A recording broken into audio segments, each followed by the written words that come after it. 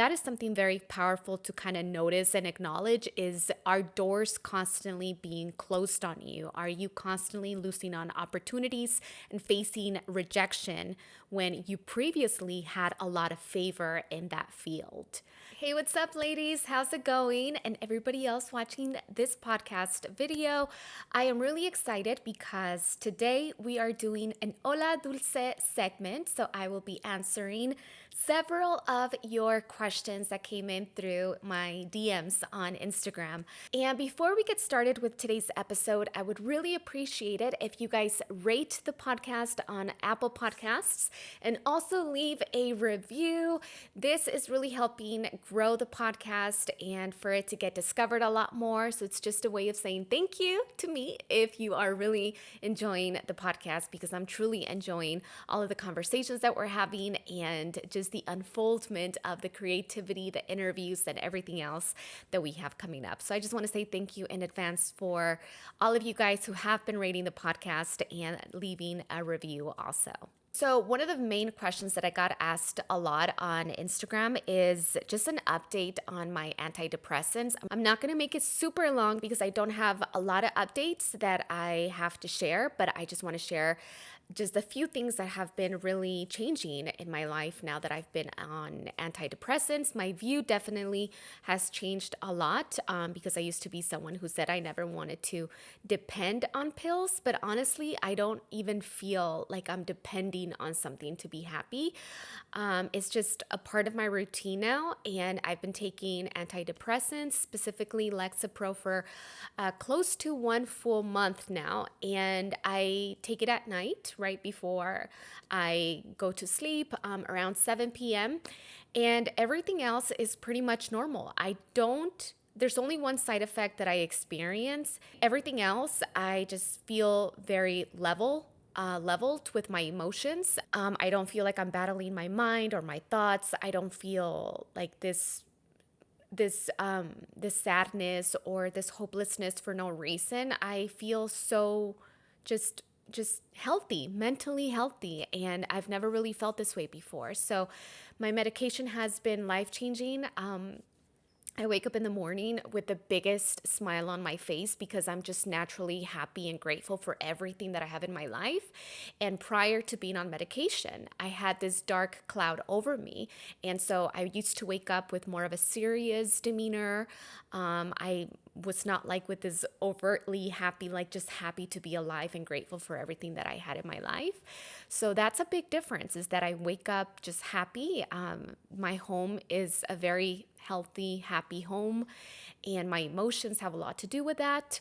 So I am super happy to be on my medication. I am not ashamed. I talk about it because I feel like the reason that I was so antidepressants was because of the negative stigma and connotation behind medications and feeling like you need to depend on a pill to be happy. But I don't feel like that at all.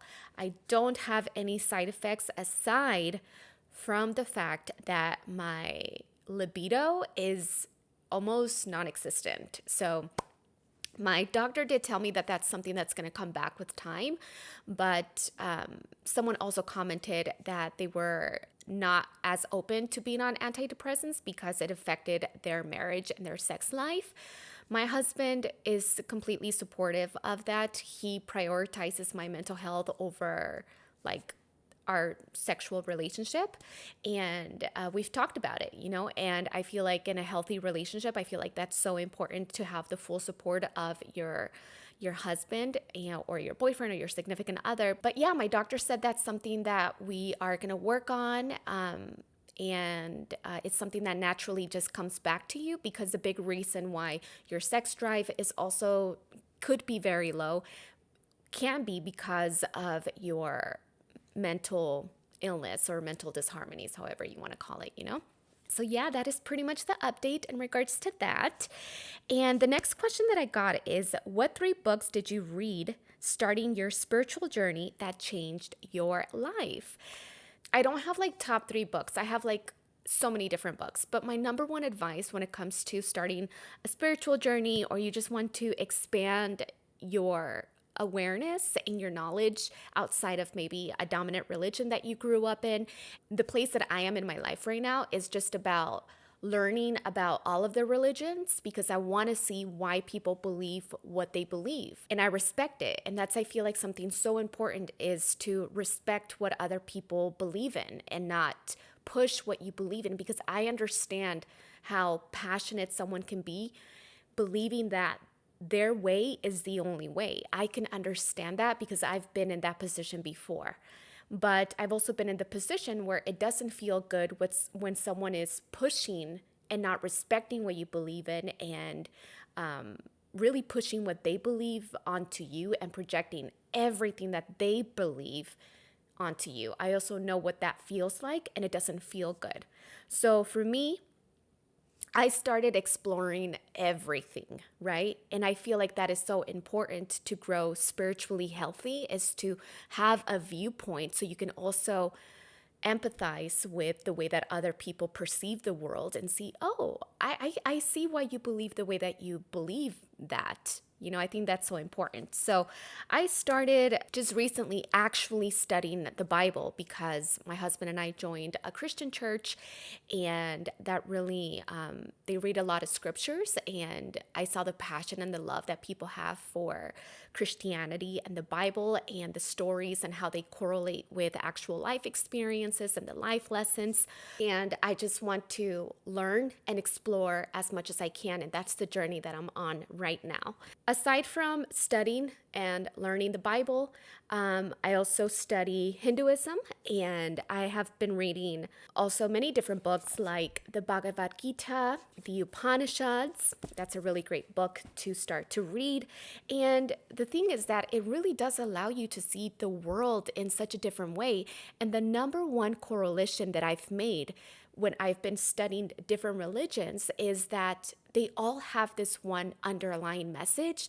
They're just said differently and expressed in many different in different terms and viewed differently, but they all kind of have like the same underlying message. It's just that they have different ways of expressing that one truth, right? Like, for example, like when I do open up about studying the Bhagavad Gita and the Upanishads and the Vedas, the Yoga Sutras of Patanjali is also a really great book to start reading to just kind of expand your awareness.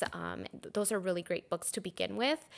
A lot of people always ask me, what God are you praying to? And I mean, I think there's only one force, one God. You know what I mean? It's just that some religions also have like archetypes, or they have legends and stories that they use in order to express their divine messages in their own scriptures, you know, their stories. Another way that I started to explore my spirituality is just the concept of the word God, you know, because the word God is very masculine driven, especially for me growing up Catholic. Everyone who had dominance over the congregation or the community was a man or a male, and even God has been portrayed as a man. But for me, the way that I've come to believe is that, of course, God is not a person, and it transcends male or female. So exploring the feminine face of God, you know, even having the conversation with some people about how would it feel to call God a she for your own personal relationship, you know, not saying that God is a woman, even though there is a book that I have in here. Actually, it's not in this collection, but it's called God is a Woman. So exploring that, the feminine face of God, the unfolding of the sacred in women, women's spirituality, spirituality of Mother Earth. You know, The Great Cosmic Mother is also a really great book to read. It really gives you a different sense of the history of spirituality. Oh, this is a really great question. What makes you feel sexy? Is it important for you to feel sexy? I am struggling with my sexy. I mean, I definitely go through periods where I don't feel sexy. And there's definitely moments where I do. I wouldn't say that I feel sexy all the time. I feel like there's some women who just exude like sexy. Like they're like, when you look at them, you're like, ooh, you are just sexy. Like that's a word I would use to describe some women, like just sexy. I think the beautiful thing about getting older, and I'm 35 now, is that you start to become so comfortable with your sex appeal. I mean, there's several things that make me feel sexy. On a external level, for me personally, if I have a mani and a pedi, have smooth skin, lotioned up, I have lingerie, those kind of things actually do make me feel really sexy. But on a deeper level, something that makes me feel sexy is dancing alone in my bedroom to something a little bit more sensual. That's something that really allows me to connect with my body and myself and the way that I love my own body and the way that it looks and the way that it feels. I feel like as women, that's so important for us to love on ourselves. And definitely the moments where I don't feel sexy is when I'm like bloated, if I ate too much, if I haven't had a mani or a pedi, if I just kind of been like in mom mode, in sweats, and just like not looking my best. I definitely don't feel sexy. Even if I am like wearing something casual like this, I feel like lingerie is just one of those things that I don't wear often. So when I do, it definitely allows me to tap into my sexy, and it makes me feel a lot more confident, especially around my man. But yeah, I also think it's something that comes with age. I do feel like it's more of a state of mind because, yeah, it's not really about like mani pedi and all lingerie and all of these things. I definitely do think it's more of a state of mind, but those external things definitely make me feel more just put together and for me personally, just feeling very feminine and soft in a way also makes me feel very sexy.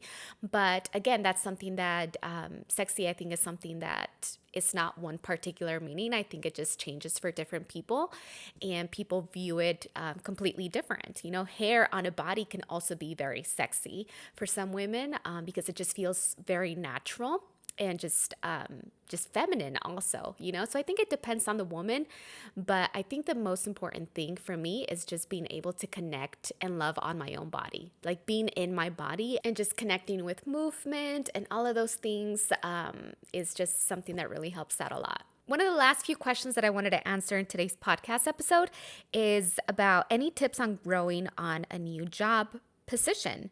And that's a really great question. I think one of the number one things that I would say when it comes to growing in a new job, and I have experience with this also because I fully embrace now being a meditation teacher and growing in my spirituality and actually sharing that publicly and growing that also as a business because I felt like for a while I was fluctuating between all of my different passions and I still wanted to hold on to the old version of me because the old version of me felt very safe and everything. But I have so much faith and so much trust in a higher power, and I decided that it's time to fully embrace this new path. And something really interesting that happened is that, because I've been wanting to talk about rejection also, is that a lot of doors tend to close on you where you previously had favor because that path is no longer meant for you. So that is something very powerful to kind of notice and acknowledge is, are doors constantly being closed on you? Are you constantly losing on opportunities and facing rejection when you previously had a lot of favor in that field? That could be a sign that you are no longer in the path that was meant for you and you have diverted, and maybe you're going towards something that just feels safe and something that you're used to, but you really have outgrown that situation. So facing a lot of rejection has been a huge blessing, and we can talk about this in another podcast episode. But the number one thing for the growth in a new field, in a new job, in a new career is definitely becoming the expert in that field. I feel like because we have so many passions, we don't know where to focus our energy. And the way that we're going to experience the most growth is by becoming an expert, the person who is sought after in that specific field. So something that I started doing that you can do to become an expert is to always continue learning about that subject. Never become satisfied with what you know. Always make it a part of your daily routine and daily habits to read a book on that subject. And something that I do is actually on Google, I'll set up notifications for a keyword that I'm interested in learning and developing in my knowledge on.